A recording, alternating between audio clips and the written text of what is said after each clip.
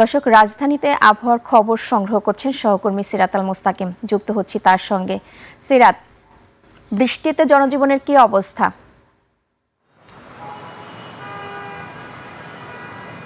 বলি, আমি সকাল ৮টা থেকেই রাজধানী ঢাকার বিভিন্ন গুরুত্বপূর্ণ পয়েন্ট ঘুরেছি, এমনকি আবহাওয়া অধিদপ্তরে গিয়েছিলাম।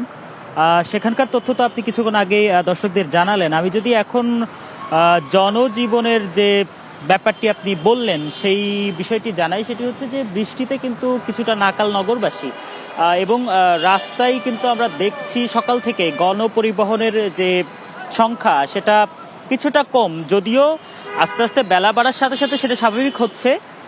তবে বেশিরভাগ মানুষই কিন্তু অপেক্ষায় আছে তাদের গন্তব্যে যাওয়ার জন্য, বিভিন্ন গণপরিবহনের জন্য। এবং সকাল থেকেই, অর্থাৎ ভোর রাত থেকেই যেহেতু বৃষ্টি হচ্ছে, তাই সকালবেলা যারা অফিসগামী আছে মানুষ, তারা কিন্তু বিভিন্নভাবে ভোগান্তিতে পড়ছেন। সাথে সাথে স্কুলে যাওয়ার জন্য বাচ্চারা বেরিয়েছেন।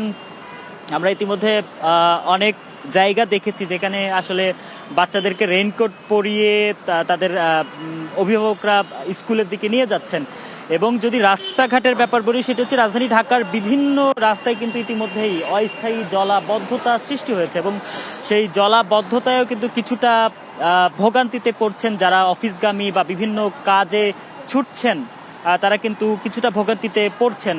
পলি, আমি যদি আপনাকে বৃষ্টির যে ব্যাপারটি রয়েছে সেই বৃষ্টির ব্যাপারটি যদি আমি আপনাকে জানাই, সেটি হচ্ছে যে গত ২৪ ঘন্টায় সব থেকে বেশি বৃষ্টিপাত রেকর্ড করা হয়েছে কিশোরগঞ্জের নিকলিতে, যেটি হচ্ছে ১৬০ মিলিমিটার।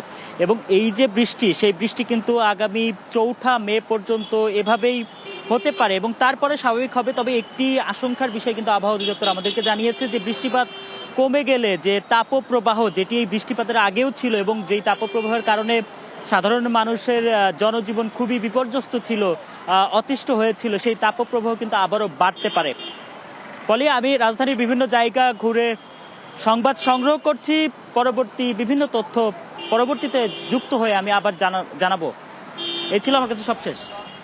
সিরাত, আপনাকে ধন্যবাদ।